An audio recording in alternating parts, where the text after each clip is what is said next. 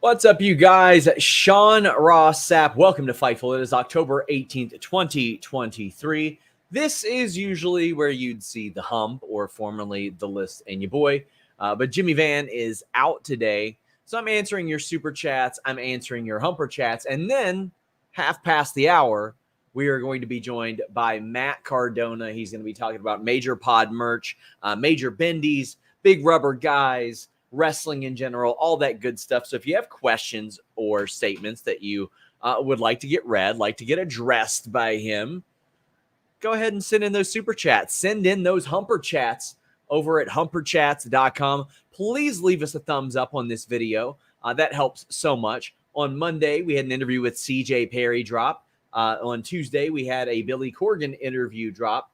This morning on Overbooked, Tasha Steele spoke with Fightful. And then we got Matt Cardona here. So if you're ever like, man, you know that Fightful Select website that they shill an awful lot? Where do they get their news? We're talking to people all the time, nonstop, hundreds of stories every single month over there. Just $5 a month at FightfulSelect.com gets you news. We had details on a name that was backstage at Collision that hasn't been around in quite a while. Tasha Steele's news, pay-per-view news for AEW. We're going to have news on the WWE creative process. We had even more of that last night, how things have changed since Vince McMahon sort of fell out of power creatively again. So an awful lot to get into. Before we get into a bunch of it, let's hear from our sponsor, Magic Spoon. I've long told you guys how much I love MagicSpoon.com/Fightful, and now Magic Spoon has reinvented your favorite childhood cereals and your favorite childhood treats. The cereal is great, contains 0 grams of sugar, 13 to 14 grams of protein, 4 to 5 grams of net carbs per serving, keto-friendly, gluten-free, grain-free, soy-free, 140 calories per serving in all your favorite flavors. But now they also have these great on-the-go snacks, these brand new treats. You can have totally delicious, high-protein cereal bars for breakfast, dessert, and any time in between. They're just like the marshmallow treats you had as a kid, with only 1 gram of sugar and 1 to 2 grams of net carbs, and they're packed with 11 grams of protein per bar. They also have a wonderful chocolatey peanut butter flavor as well. Head over to magicspoon.com/Fightful, grab a custom bundle of cereal, and try it yourself. Don't forget to try those brand new marshmallow and chocolatey peanut butter treats. Use our promo code FIGHTFUL at checkout to save $5 off your order. And if that's not enough, they are backed with a 100% happiness guarantee. If you don't like it for any reason, they'll refund your money, no questions asked. You have nothing to lose by trying these delicious new treats and all the classic cereal that you love. MagicSpoon.com/Fightful and use the code FIGHTFUL to save $5. Guys, check it out. Also, Fightful Select, after this, I'm going to be giving you a background tour of my studio as there is no list goes on, but subscribe at FightfulSelect.com. Let's go ahead and get to these questions and statements. Tony says, do you think the bozo fan at Grand Slam was a driving factor in MJF wanting to do an anti-Semitism story, or do you believe it was something he always wanted to tackle with wrestling as his medium? We know that picture made him highly pissed. The one that you're talking about is some fan who brought an anti-Semitic sign in reference to the quarters thing. I would say yes, but I'll find out the answer to that. It's hard for me to believe that it's not somehow tied to that. Seeing Max and Roman's runs near their end has me thinking of all the possible new world champions in the future. Just say high or low the chance you think of the following wrestlers becoming world champ of the next 18 months. Joe, I would say high, especially if MJF's run is coming to an end. Cole, I would say high as well. Ruby, I would say lower. I think TBS champion is a real possibility, but I think they have the world title plans, unless something happens and she catches fire, which is always possible. Tony also says Bailey, Tiffany, Knight, Athena, Jay, Ricky, Bay, Shaw. Oh, okay. These are the ones that you want me to high or low. Bailey, always high for her. Tiffany, high. LA Knight, low because Roman has the title. Athena, high because, man, she's killing it in ROH. Jay, high now that he's on Raw. Ricky Starks, high. Chris Bay should be high, but I don't know if Impact will do it, but he's amazing. Shaw, if you mean Giselle Shaw, high. Shayna, I would say low because I think they're going towards Rhea versus Becky for Mania. And Danielson, I'd say high as like a farewell to full-time thing. Are there any surprise highs you feel no one is talking about, or some lows for reasons of people having next in the near future? Yeah, I think Joe would actually surprise people, even though he's booked to win or not booked to win, he's booked to compete for the world title and in that scene an awful lot. I think that he's one that would surprise a lot of people. And surprise lows, I mean, I don't want to say Chris Bay because I think Chris Bay is capable of holding any world championship on the planet. It's just me sitting there saying, I wonder if Impact will pull the trigger on him like they should pull the trigger on him because he's great. He's also killing it with Ace Austin. Let's get to some of these super chats as well. Chaos says, longtime subscriber, can you give us our debut podcast and on YouTube a shout out? Usually we ask for an ad read for this, but you know what? We love you. Tomorrow, 7:30 Eastern, Flying Elbow Wrestling Fan Podcast. Thank you so much. Stay humping. Check it out, guys. You might like it. You might give something else a shot. SAS says, with the way that WWE has been booking the women's division lately, do you think that this could entice Mercedes to return to WWE, especially now that Triple H is in charge of creative? Well, based on what she had said, she always looked at Vince fondly. And, you know, the thing about her and WWE is if you don't know the full story, which I don't know the full story, I don't know her full story. I don't even know if Trinity has told the full story. Obviously, WWE painted that in a really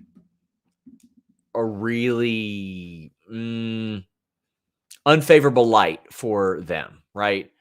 So if I were them, I would look at that and be like, okay, I see what you're doing here. I think that those fences being mended are important because you don't want to be on bad terms with anybody. I know WWE thought that they could get back Naomi earlier this year, Trinity, but I haven't heard really anything about Mercedes Sasha coming back. In fact, she's planning on working with AEW. Do you think Collision is hurting AEW's attendance and overexposing the product? Seems like attendance has gotten much worse since Collision debuted. A little bit, but I don't think it's a bad thing to have a Saturday night show either. It's okay to have that. I think they should space it out a little bit more. I do think they should run more intimate settings and buildings, but they already have a bunch booked out. And I definitely think they should do really, really cheap tickets. And I mean from the get-go. I think they should put asses in seats, get a rabid crowd, get people. I mean, even people that can't usually afford to go to wrestling shows, make it the show where people can go. People can take their family. People can spend less than $100 and get a family of 3 or 4 in there without breaking the bank, because that stuff is important, especially with inflation and everything. Chris says, do you know who's helping Tony Storm in the AEW videos? I do. It's RJ City. And I guess that shouldn't be a surprise considering how good RJ City is. Like, listen, we bust balls on the air and all that stuff, man. RJ City is sneakily such a phenomenal hire for AEW. He can do a little bit of everything. If they ever need him to wrestle, he can, even though I'm sure he doesn't want to. He has just an unmatched sense of humor and sense of sense as well. The guy is really good. Can you see WWE letting Cody take the belt from Reigns before he breaks Hogan's record in September 24? I'd wager they don't yet know yet who dethrones Reigns. Listen, if they go Roman and Cody and they go Roman over Cody again, that's going to disenfranchise an awful lot of fans. I think you can do it once and they got away with it. I don't think you can do it twice. But just to make this clear, Hogan doesn't have a record. Hogan doesn't have a record. Bruno has a record. Like, people used to say that a lot too. Like, oh, well, they're breaking Punk's record. What record? The imaginary modern? Okay, well then what's Hogan's? If Punk held the modern record before Roman, Well, then what record does Punk or Hogan hold? One that you created in your mind with a qualifier. That's it. That's it. Hogan was at 1,400 days. Bruno was at 2,800 days.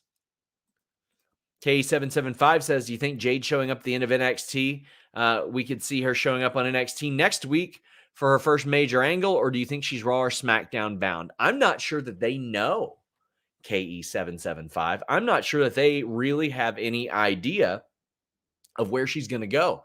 I think they got to see her level of work. Obviously, it's creating some buzz, but now she's appeared on Raw, SmackDown, a pay-per-view, and NXT.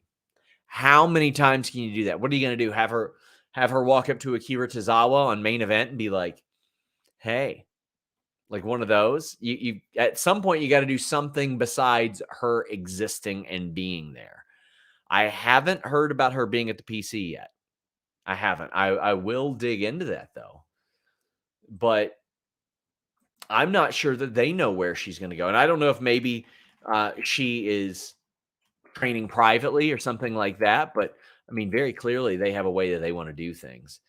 I don't think that any of the appearances have meant anything. I even tried to tell Denise that on Monday. I was like, listen, unless they beat you over the head with it, then she's not officially on the brand. Like that's just the way that they do things in WWE.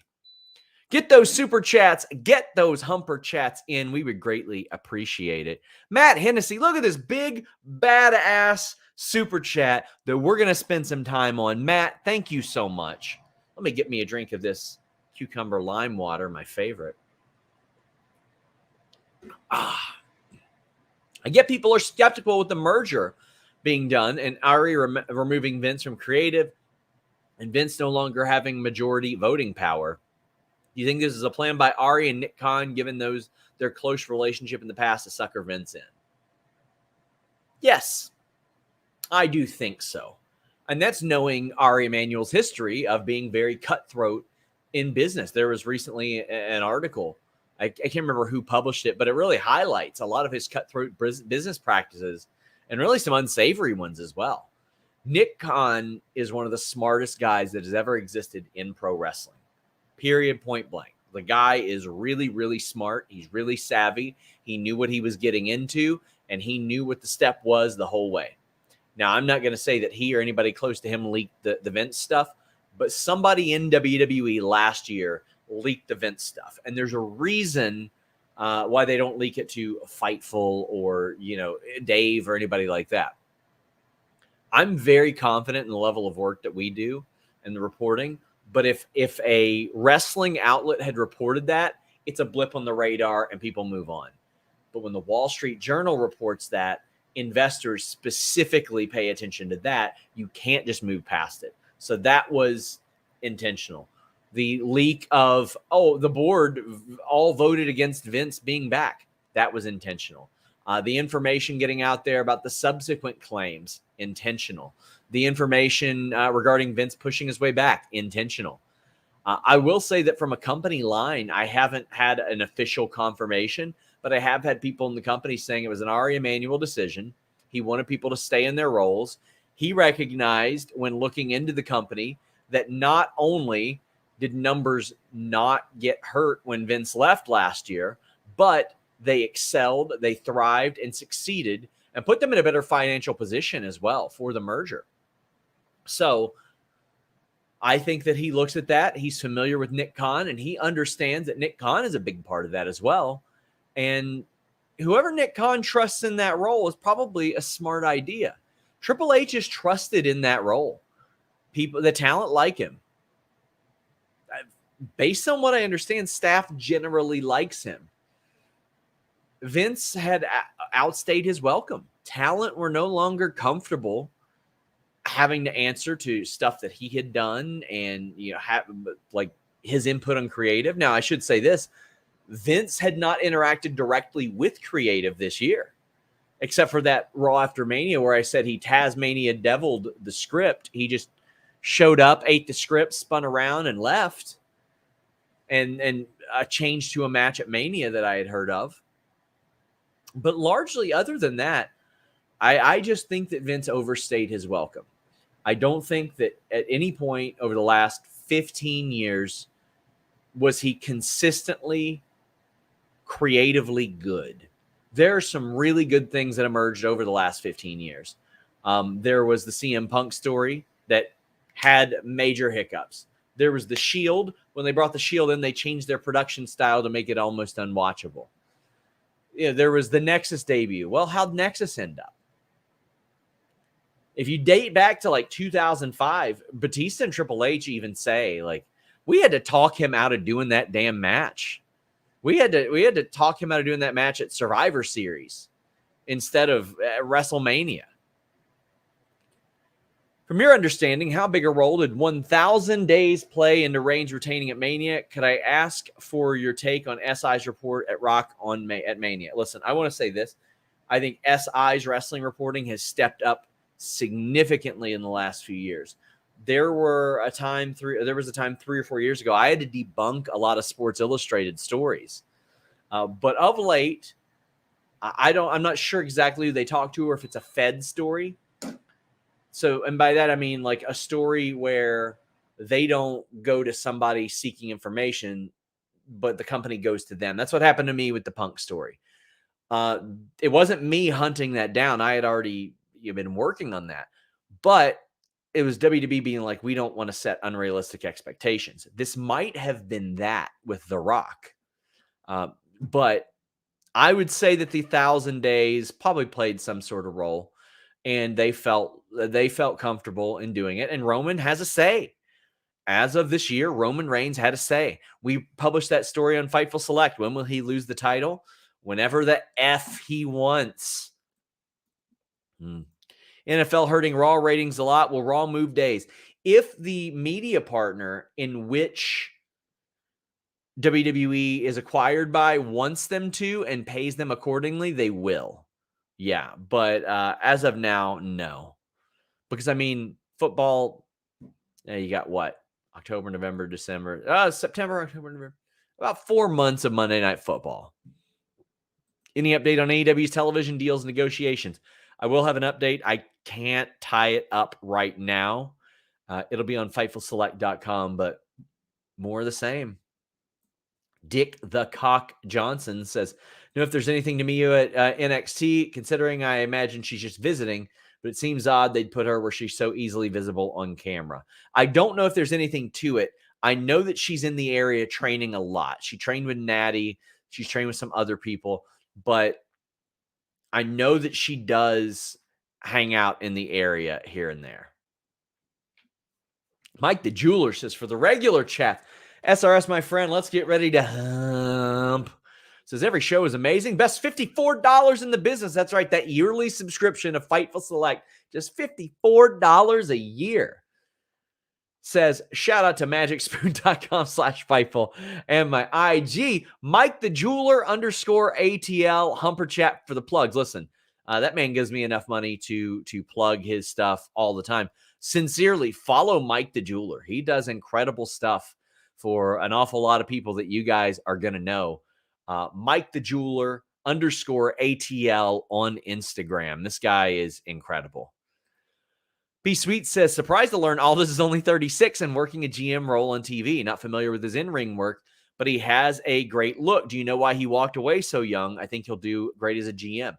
He did not walk away. He still wants to wrestle. But from what I understand, he has been, I don't want to use the term trooper. I feel like that's a little demeaning, but he has been a team player and that he will do whatever gets him where he wants to be, where he needs to be. And right now, they wanted him producing, and then they wanted him in this role. Now, there's a significant opportunity for this to turn into an in-ring thing. I mean, look, Baron Corbin did it. Brad Maddox even did it before he became an in-ring wrestler. But Nick Aldis, if you're not familiar with his work, go watch the Cody match. I wouldn't ever encourage anybody in general to watch a Marty Scurll match, but I think that's the best match that Nick Aldis had. The Trevor Murdoch match a couple years ago was really good. He had some good matches in Impact as well. He did not walk away. He still wants to wrestle. Jeff Stone says, Sean, hear me out. This might sound like I'm trying to put all the black people together, but if WWE think Jade is not ready, put her in a tag team with Bianca. It can be a way to get her on TV and get her more reps. I think it'll be a different approach with a guy like Triple H. I think that Triple H will want to get her reps. They'll want her to work with other really, really good talent, and they'll want her to learn their style. If that means working PC matches or working at the PC, that's what they'll do. There have been times under Vince where they brought up Braun and they're like, how will this work? Well, it worked out really well. They brought up Dana Brooke way soon, and they never really gave her the opportunity. There have been Shanky, never really worked the PC. It didn't work out with him. It can be really, really hit or miss as to whether or not it actually ends up working in the way that they want when they don't teach somebody to work their style, whether it be the cameras, whether it be spots that they can't do, what things to do, what things to stay away from. There are so many intricacies from company to company. I always hear this when friends join a company. They'll be like, I've been told that I'm going to learn more in a few weeks than I did the years before. And it almost always certainly is the case. You get told things and you're like, oh shit, that makes an awful lot of sense. And it starts to unlock that Rubik's Cube in your brain. So I think with Jade, she learned an awful lot in AEW. I think that she's going to learn a whole lot more in WWE because they're going to put every resource they can behind her.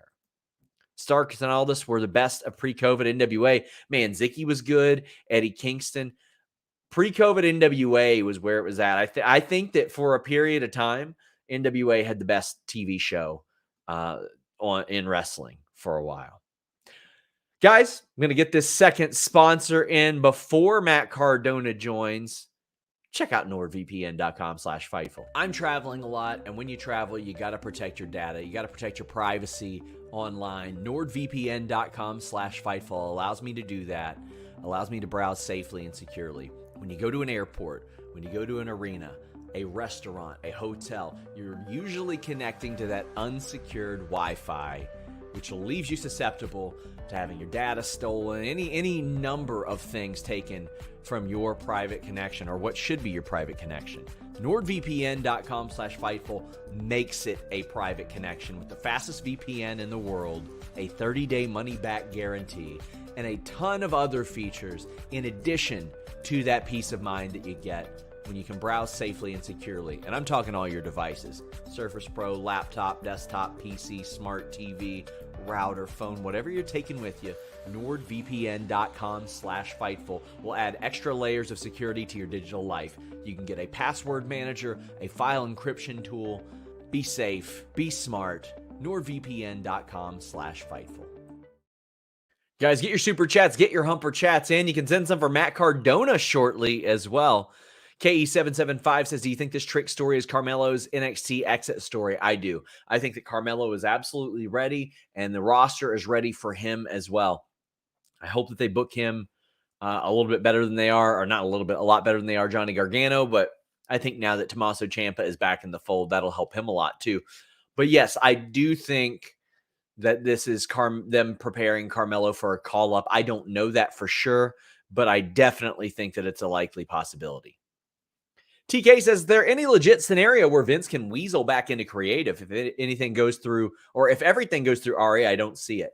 If Ari doesn't want it, that's it. It is all up to Ari Emanuel. And so many people said the following. They said, well, he's not plugged up or plugged in enough to care, and said that, you know what, why would he give a damn? He liked Vince. He liked Vince. If he doesn't want it, it won't happen. Matt Hennessy, another one. Big thank you, Matt. Thank you so much for helping us. Says, if Sami Zayn becoming World Heavyweight Champion at WrestleMania, they seem to be planting the seeds. Do you see Regal becoming SmackDown GM next year when his non-compete expires? Can't see Nick having the GM role for long. I could see Regal unseating somebody for it, but I just want to be clear. I don't necessarily know when that deal with William Regal is up, because he didn't join AEW until like what? Until like early 2022. So say they had a 3-year deal or something like that. Like I'm not familiar with his contract, but if he had a 2 or 3-year deal or a 3-year deal, it might be longer than that. I could definitely see Regal unseating Nick Aldis and then Nick Aldis getting back in the ring. That is for sure something I could hear or see happening. Kim Gray says, why Owens to SmackDown and not Cody? It's just the storyline point. They want to drive that home for Sammy, create some conflict there, add some juice to the Jey Uso storyline. It all comes down to that. Have you heard of any other women on Raw, NXT? Becky or the company want her to work with the next generation. She seems to help Tegan and Tiffany a lot. Well, Becky is open to helping a lot of people. I mean, Becky has long been just open to helping anybody that wants that help. So I think that if they bring her somebody, I think that she's going to do her job and make them look good. You see that with Valkyria as well. Like we're going to see her do that an awful lot. And she's gonna do it really well. I think that.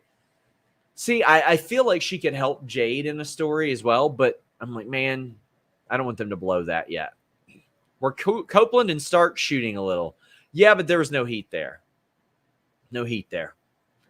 Will Chisholm says, I started believing the Vince story when Raw had 17 women on the show. Do you believe the WWE women's division will be booked better now that Vince is out? Yeah, but I know a lot of people are drawing that directly to Triple H. I had heard that Triple H was hands-off a lot of the times with producing women's stuff. So I'm going to try to find out who is a little bit more hands-on with that end of things. I know this was earlier this year when I heard that too. So maybe things have changed and maybe things have adjusted along the way. But yeah, I don't think it's an accident that people who haven't been on the show have been getting on the show, because I think that's the biggest thing. More than, 17 women are getting on the program. It's more people that weren't on the program are getting on the program. And I think that's the biggest part of that. Do you think with the implementation of GMs now, we'll see a brand supremacy at Survivor Series? Well, there already was. It says, if so, can we possibly see Nick Aldis put himself as a member of Team McMahon or Team SmackDown, a la Shane McMahon? I hope so. That would make an awful lot of sense to me. I think that would be one where people would be like, oh, damn. But if it's Bloodline versus like Jay, Sammy, KO, etc., Orton, yada, yada, well, I think it'd be a little bit more difficult, right? Like, I think that you want to go with the established talent that they spent an awful lot of time on their own shows. But yeah, I think that him putting himself in there and showing the audience what he can do that might not know would be kind of cool. We should be joined imminently by Matt Cardona, as at least as best I know. I sent him the link earlier. I have not heard from him. So listen, if he doesn't show up, I get to yell at Jimmy for booking him to begin with. Get your super chats. Get your humper chats in. Rock hard, Joel Wood says, with the way the division seems to be improving, what percentage do you give Deonna Purrazzo joining WWE? So I'm going 40% WWE, 40% AEW, I'll go 15% Impact Wrestling, and the remaining 5 is just her freelancing it and doing whatever. I think almost certainly somebody is going to offer her a contract, and it'll probably be I'm positive. It'd be hard for it to not be an improvement over the Impact Wrestling thing. But yeah, we'll see how that goes. You know who we could ask? We could ask Matt Cardona what he thinks the percentage chance is of Deonna Purrazzo joining WWE. Oh, I don't have the scoops like you. I should probably hook up my earbuds too. Oh.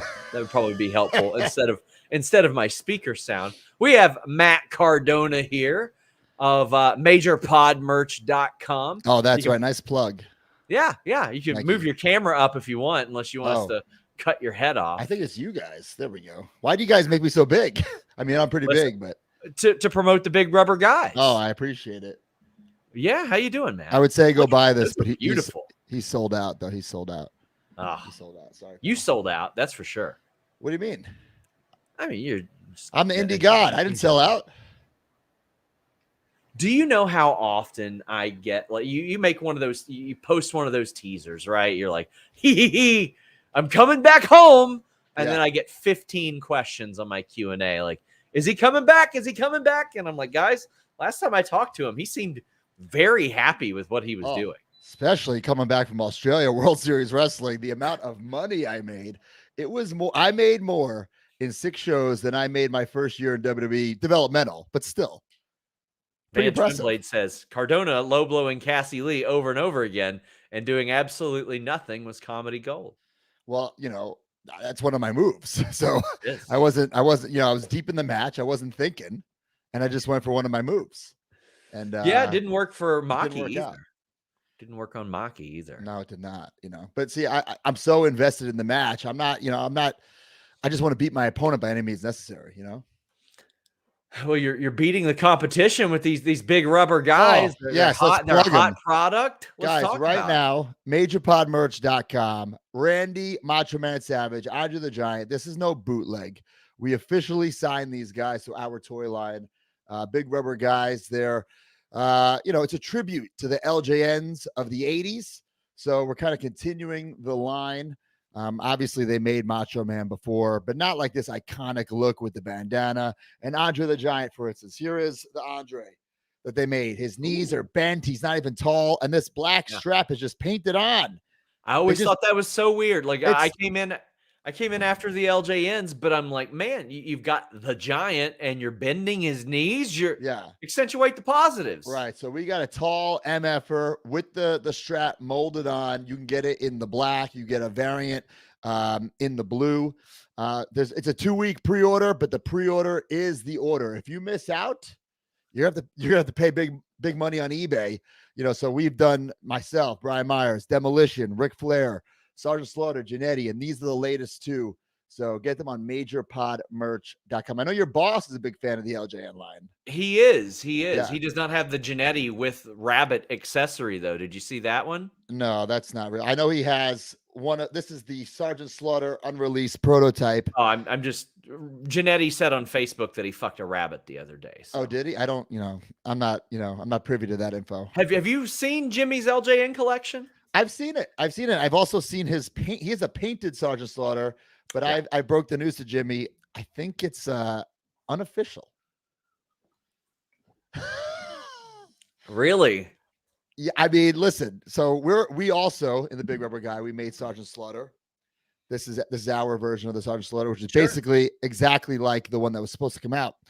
But your boss is painted in like this fantasy G.I. Joe gear that he wouldn't have worn at that time.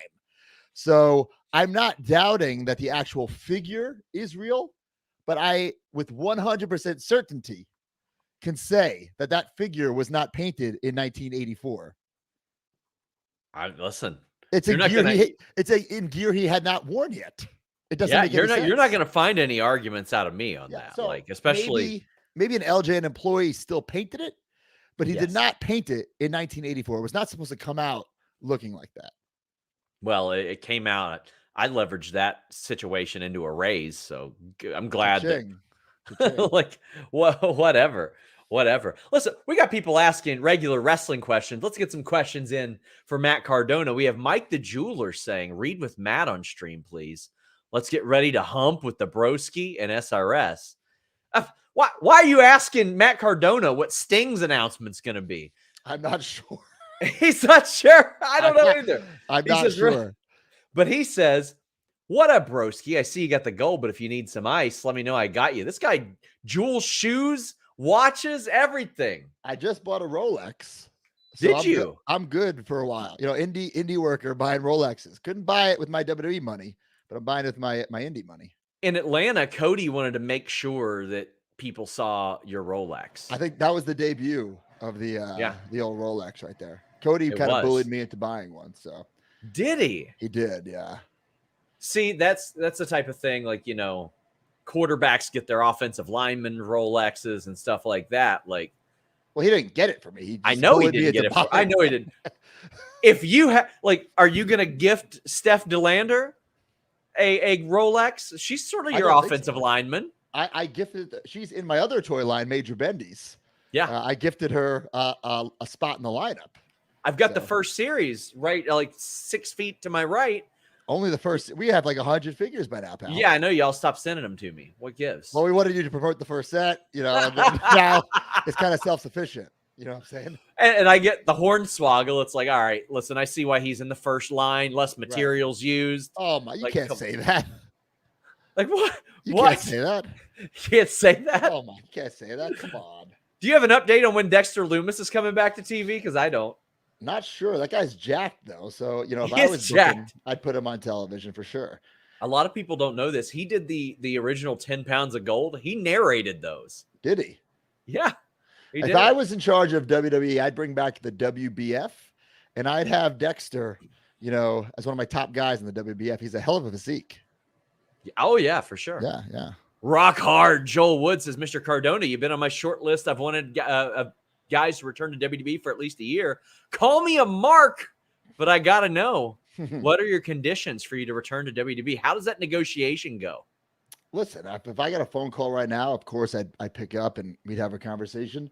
I'd be lying if I said I've never wanted to wrestle a Madison Square Garden again or wrestle at WrestleMania again. But right now I'm having the time of my life. I'm having so much fun. I'm making so much money. But, you know, to answer what would it take? Cash and creative, you know, take a lot of money. And listen, there's no guarantees in wrestling, but I would need some intention. You know what I'm saying? Like, sure. I don't want to just be a guy on the roster, been there, done that, and nothing against that, you know, but I'm over it. Already did that. I can tell you there have been multiple times at conventions I would walk up to Cardona, who rarely has an empty line, and sarcastically tell him I was going to turn him into the Lonely Virgil meme, in which he responds by opening up his fanny pack to show me giant wads of cash. Yeah. Insane wads of cash. My God. My God. And Van Twinblade wants you to go to Glory Pro. I'm sure if they paid you, you would. I will go to any promotion that will pay me. I don't, it's that simple. People ask me, who's your dream opponent? I don't give a shit. Who's going to pay me? Whoever you're getting paid. Who is going to pay me? I don't care. I don't care who I'm wrestling. It's not about the match. It's about the money and the moments. Fair. JB says, question for Matt. For an indie god who's done it all, what goals do you have left for 2023? Make money? Ooh, yeah, we'll definitely make money. I'm almost up there with Ultimo Dragon's record for titles held at the same time. Okay. So I think I'm like 1 or 2 away. So I think it'd be pretty cool to at least tie that prestigious record. So there's a couple companies that I'm involved in that I might have some title opportunities coming up. So if I could win those, that'd be pretty cool. We've got a couple questions regarding those. Joseph says, thoughts on MLW World Heavyweight Champ Alex Kane. He's been, man, they've put a lot into him over the last couple of years. And I don't get it. I mean, this guy has just over 6,000 followers. It's laughable. Before I started tweeting about him, he had under 6,000. I think he recently broke over 6,000. So congratulations. But this guy, he's the future. You know what I'm saying? But he's not the now. He's not the guy that's going to bring MLW to the forefront. You need someone like me, someone with over 2 million followers. If I tweet, people see it, whether they like me or not. Alex Kane tweets. Nobody knows about it. Daniel R says, hi, Matt. You ever going to go after El Hijo del Vikingo's championship? He's one of my favorite wrestlers right now. Are we going to see Lucha God, Matt Cardona? I would love that. I would absolutely love that. One of my goals is definitely to go to Mexico. I don't care which company, whichever one pays me the most. I'll be there and I'll wrestle anybody. Is the Performance Center parking lot or the I-4 more dangerous? Ooh, everyone gets beat up in that parking lot. They do. And Jade Cargill showed up there first day. Like that's like showing up at prison and cracking somebody over the head with a lunch tray. Like her just walking through the parking lot. Well, you know, she's fine. She came home last night and, you know, we got down to business. You know what I'm saying? Oh, I showed her the big rubber guy. No, my figure. I showed her the figure. Showed the figure. Jesus Christ. Has there been anything so far that Chelsea's been like, I'm sorry, you can't say that. I'm underemployed. Well, not underemployed. I don't know if she particularly enjoyed it when I came out with her title in Japan for DDT. Which I heard about before it happened. You were talking about it feet away from her, and I don't know if she knew. Listen, guys, it was a replica. I bought it off of WWEshop.com with my own money, right? This was not the real deal. I think you were reporting that it might have been the real deal. Come on, guys. I did not report it was the real deal. I think it was behind the paywall. I think it was behind the paywall. She just got her job back. I'm not going to report that. No, I do want to say. It was a replica, guys. One of my favorite things about Chelsea is she got inaccurately accused within the PC of feeding me news before she got released. Really? And she and I had never spoken with each other at that point outside of a congrats. But there were people that were like, who's the stooge? There were a lot of them. There were a lot of them. Can you name some of them here? There's some that are out of wrestling that I probably could, but I won't. Mojo but Rawley? They held this. No, but hopefully I can get him to stooge for me now. But God. They did this meeting where they're like, hey, guys, don't talk to the dirt sheets. Then in the same meeting, they said, by the way, you're responsible for all your own medical shit during COVID. See ya. Oh, boy. And a whole bunch of people talked to me. However, immediately following her release, she was like, let's do our interview. Oh, there you go. Smart. Let's do our interview.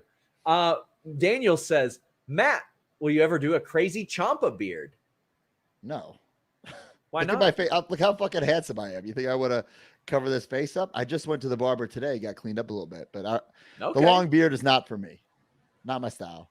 How's Chelsea enjoying her WWE run? I think she is doing excellent. More than excellent. Royal Rumble, WrestleMania, Tag Team Champion. When she was released, she was actually wrestling on the indies. I don't know what the prerequisite for coming back to WWE was. It felt like the prerequisite was to do nothing, but Chelsea actually worked her ass off, and it shows because she's knocking it out of the park right now.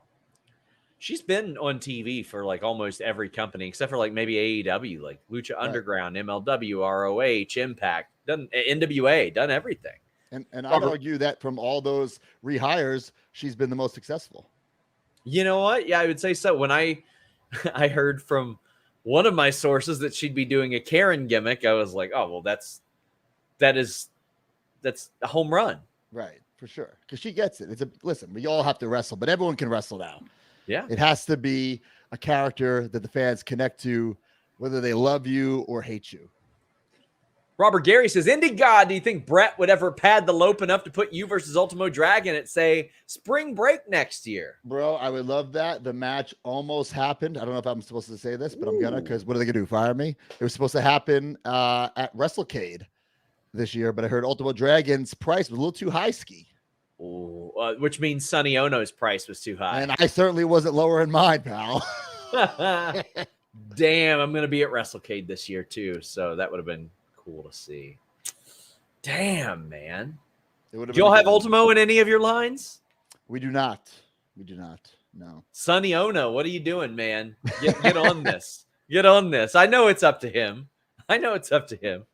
Louisville says, any other performers reach out to Matt about going fully independent in wrestling? Like, this is a thing that, like, if anybody, it's easy to say you set a template, but not everybody can follow that. Obviously, there are incredible intangibles that you possess that others do not possess that make you as successful as possible. But have people reached out to you and said, how the hell do I do this? Nobody has reached out like while they still had a job. Yeah. But after they were released, certainly have. And I have no problem sharing the information. Guys like Drew McIntyre, Cody, I stole from them, and hopefully someone steals from me. And then hopefully someone steals from them.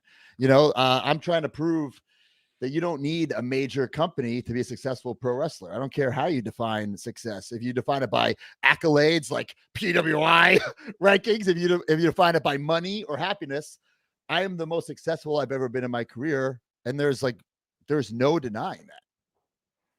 Are you saying, was that a shot at the major podcast network that you don't need a major company to be a wrestling star? Is that what you're saying? No. No, I'm not saying that. I'm gonna turn everything into a CM Punk conspiracy. Is what I'm gonna do. Oh. Oh, he said you don't need a major company. He's leaving Brian Myers. Oh, stop it. No, stop it. That's what's gonna happen. Don't stir the pot. Put your tinfoil hats on. Oh my God. Dave Park says, now with Copeland being in AEW, any chance of him reuniting with Cardona and Brian Myers for the trios titles? What's your relationship like with AEW? I don't have one. I was there for a cup of coffee.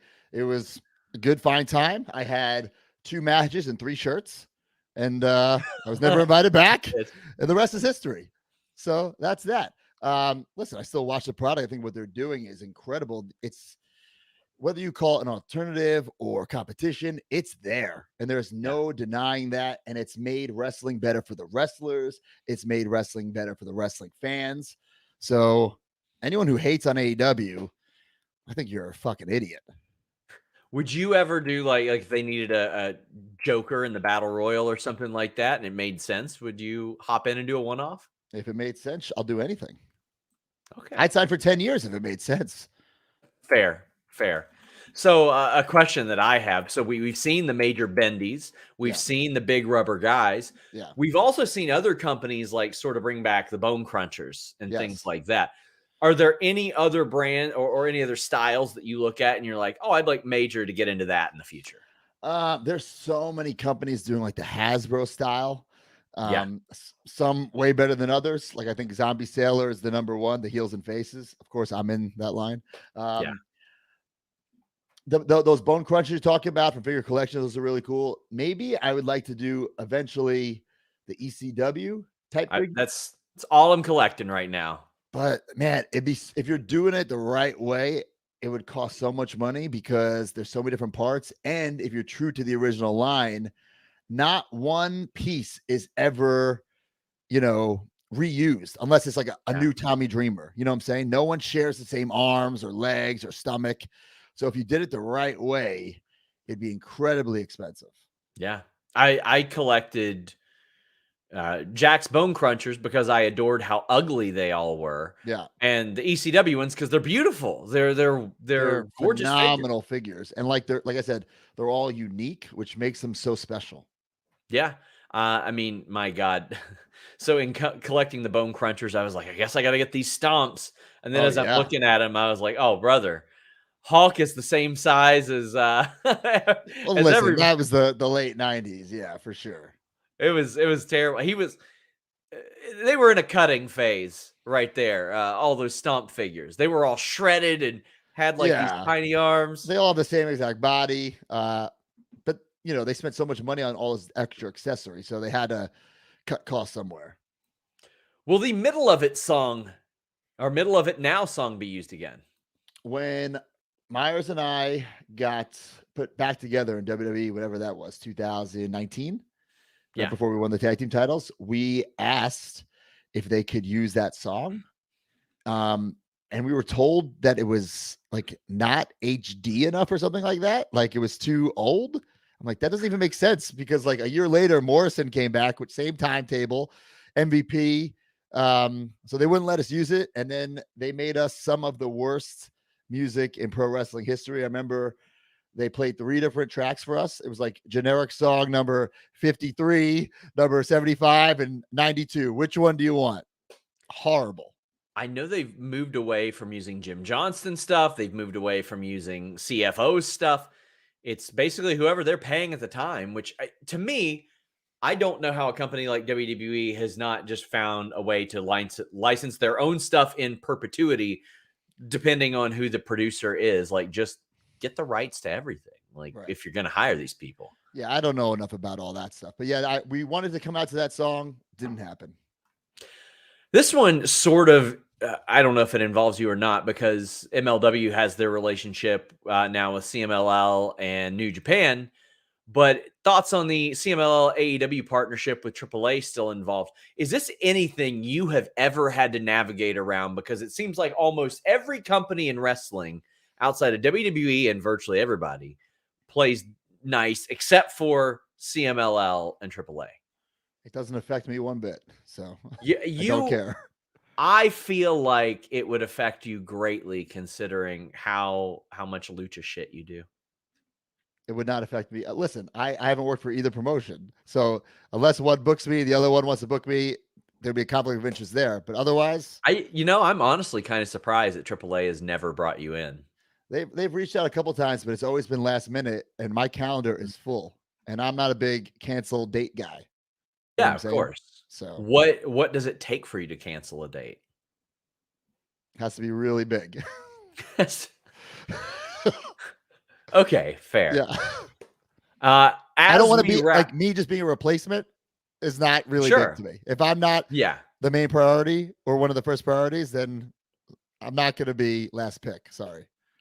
So before you hop off of here, of course, guys, go to majorpodmerch.com, get these pre-orders. I did mention Steph DeLander earlier. Yeah. Man, she has blown up during this partnership with you. I know how to pick them. Hey, do you know we're on the cover of PWI?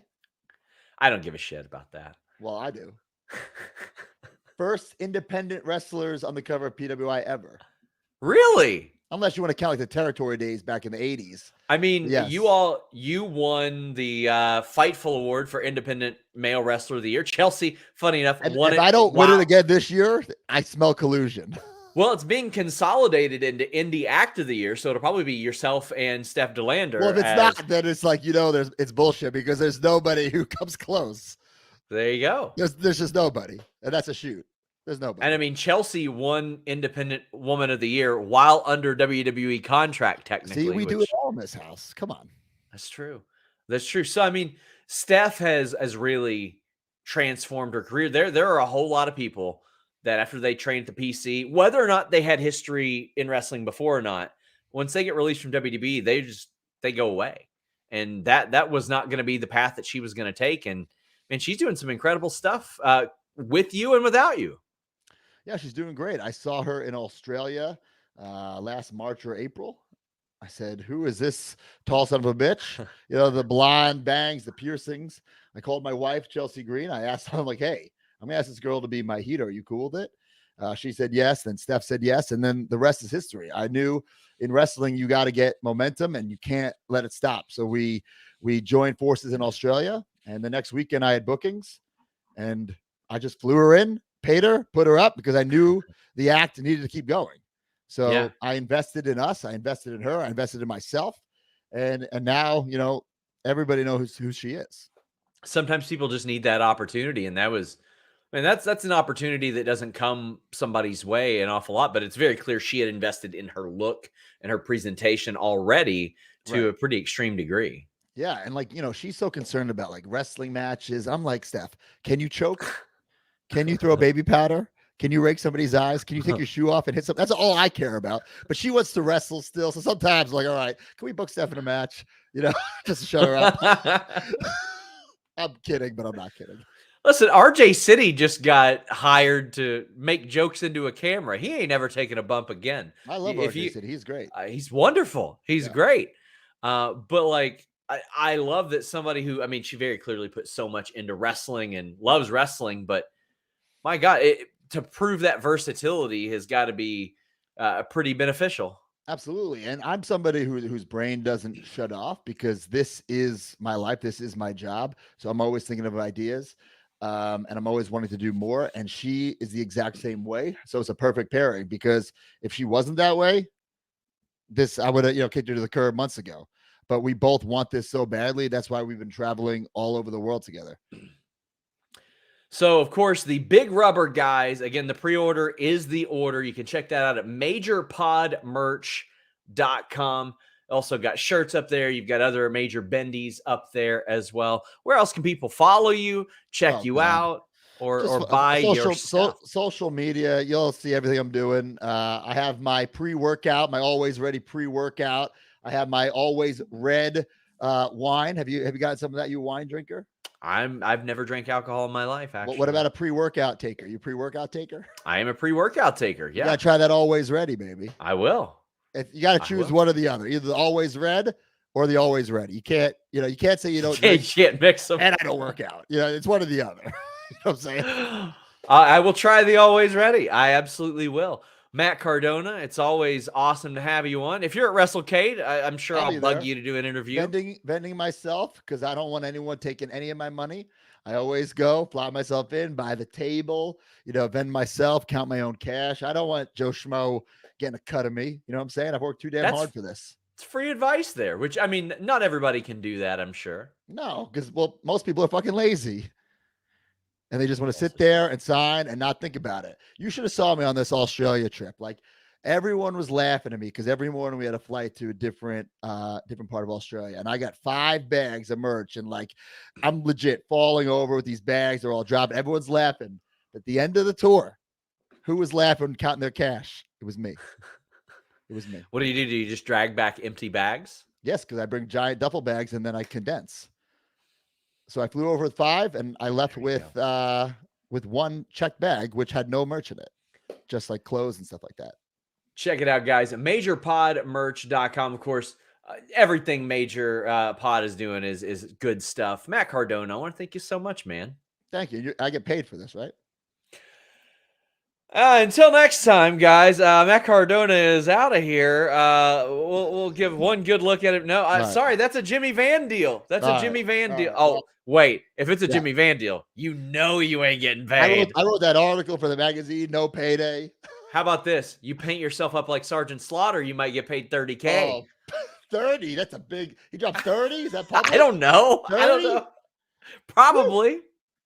That's probably. And it's not even real.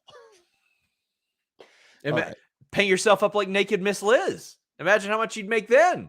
Oh my God, he bought that for me too, didn't he? That got our Patreon listed as not safe for work for like a year because he posted it and it got flagged on Patreon. Bro, that was a figure that I could not have in my collection. Like, I displayed it, but it was like a backer. It was all the way in the back. You can't display a naked woman. Like, she was naked, nipples, pubic hair. Like, I can't. We call it a fronter. That can't be a fronter. The levels of horny in the 80s are so different. Like, people were talking about, oh, this is how women were booked in the 90s. Well, yeah, a lot of dudes didn't have easy access to the internet. Damn, before easy access to cable, they were painting naked figures. Oh, the pubic hair was molded. It wasn't even just painted. It was like molded. Molded pubic hair. And your boss now owns that. He bought it for me for a lot of money. Jesus Christ. I'm going to remind him of this when Christmas bonuses come out for our staff. You should. Matt Cardona, thank you so much, man. Oh, thanks, guys. See you later. See ya. Let me get my original frame back up here. I'll get to these super chats that you guys have to wrap us up. Mike the jeweler says, got that payment from accusations. So balling for today. Thought I'd share a piece of the PL or the piece of the pie with Scooter. And as always, the whole Fightful fam. Even that shill Will Washington, LOL, just kidding, miss you. Your online wrestling presence. Will, I know you listen to all this. Will is not listening right now, but Mike, thank you so much. Listen, there's somebody saying, won't say names, but there's someone here in the chat who's too much of a WWE mark. Every free agent can't go to WWE or they'll run into the same old issues, wasting talent, then releasing him. Push your current talent. Look at all the women that finally got on Monday's show. Yeah, but that was more of a Vince thing than it was a having too much talent or anything like that thing. That's primarily what it came down to, was Vince wanted certain people on the show and didn't want other people on the show. New Lack City says, Sean, what can you say about some of WWE's underhanded tactics to shade AEW? Example, releasing fast nationals only when they're bad, tampering anti-AEW bots. Feel like TK gets shit. He should stay off of Twitter, but he has some valid points. No, he does have some valid points. And listen, the fast nationals thing, those are factual, but there's a very clear reason why he does this. As Jay Miller says, what's it like doing these brutal GCW spots? Listen, I've done one. And I can tell you it don't pay. But they gave me the Fast Nationals once. I confirmed them with Nielsen. And then the next week I was like, well, I see what y'all are doing here. And they gave them to Raj Giri. And then Raj Giri realized what they were doing. Then they gave them to Alfred Konuwa, and Alfred doesn't care. That's it. He doesn't care. So, Yeah. As far as the anti-AEW bots, I don't know. I don't have any idea about that. There were at least 2 instances of tampering. But listen, that's the way that you got to approach that is either got to handle it or spoke to, or the way that they spoke to people was in a way in which they maybe couldn't like have much retribution done. But yeah, there's an awful lot of stuff there that prevented Tony Khan from being exactly too willing to work. Now, hold on. Somebody said AEW also tampered with Edge. Maybe. But we're talking about something categorically different. We're talking about a guy who was on the way out. And then we're talking about a guy who signed a contract on pay-per-view months before. Just, it's a little bit different. A little bit different there. Guys, please leave a thumbs up. Until next time, we're out. Oh, no, we're not. JB, got to send one. By the way, I've got a background tour on Fightful Select for the list goes on. Rumors and reports of Bianca Belair returning on Friday and working Crown Jewel. Any confirmation? No, but they had hoped that she wouldn't be gone too long. So it's certainly possible, but I can't say that she's coming back. Guys, I'm back tonight for the AEW stream. Thank you. If you like this show, I got a Q&A every single week. And again, hold on. Yeah, AEW definitely tampered with Jeff Hardy. A guy who got fucking fired. Now, I'll tell you this. They didn't send him his travel until his contract was up. And that's a shoot. He got fired. Do you know how that couldn't possibly hold up? Couldn't possibly hold up. You are comparing people who were signed to multi-year deals and were less than a year into it compared to people who are on their way out of the company. My God, what are we doing here? Now we're out.